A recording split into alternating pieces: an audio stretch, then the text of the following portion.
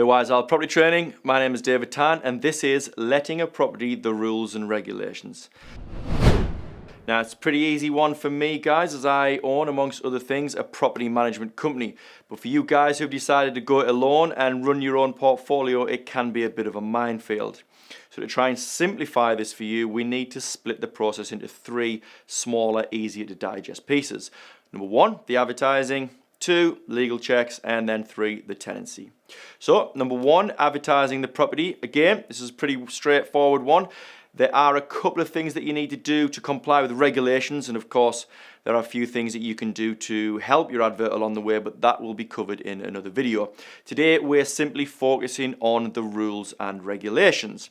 So in order to advertise your property, you must have a valid EPC or Energy Performance Certificate. And as of the 1st of April 2019, all EPC ratings need to be E or above. So in order to advertise the property, you must ensure that this is the case because the EPC needs to be displayed within the advert.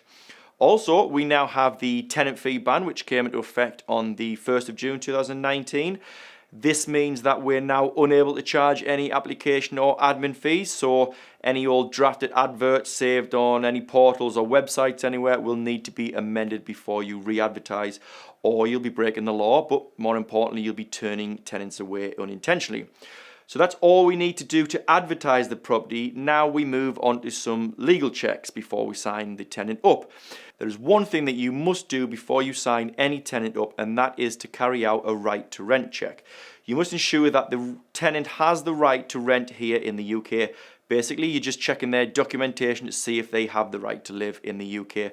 But for further information, we do suggest that you visit the .gov.uk website. Now, signing the tenant up used to be as easy as 1, 2, 3, a quick AST or assured short hold tenancy agreement, and you were pretty much done. But times have now changed, and the information required at the beginning of a tenancy is a little bit more complex than that. So in short, and you can visit our website to read this video as a blog or check out our Setting Up a Tenancy blog, you need to supply the tenant with the following. Number 1, so obviously we've got to give them the AST or assured short hold tenancy. Number 2, we have to issue them with a valid gas safety certificate, otherwise known as a CP12. Number 3, we've got to give them an up-to-date guide of the How to Rent guide. Now, a quick note on this, guys, the form is updated pretty regularly, so don't save it to your desktop as it will be outdated before you know it. Print it off directly from the .gov.uk website as and when you need it.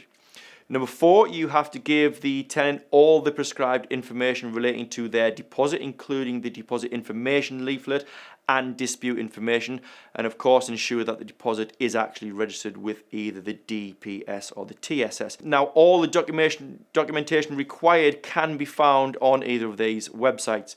Number 5, you must give the tenant a hard or digital copy of the EPC. Number 6, provide information regarding Legionnaire's disease and demonstrate in a ventilated environment the correct purging of all the water outlets. Number 7, provide smoke alarms, and that's 1 per floor as a minimum. Now, obviously, HMO rules do differ, so make sure you look them up.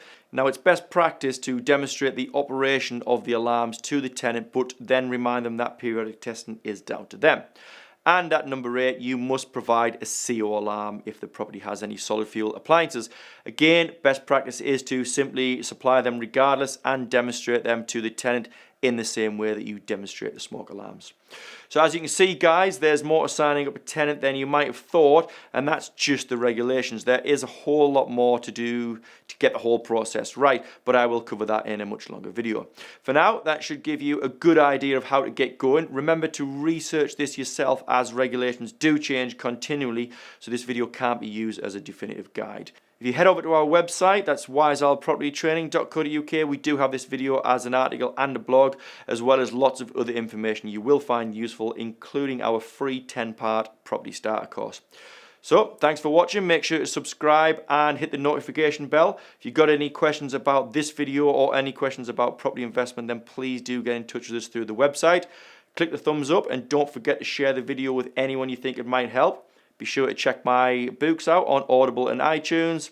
Thanks again for watching, guys. We hope to see you again real soon.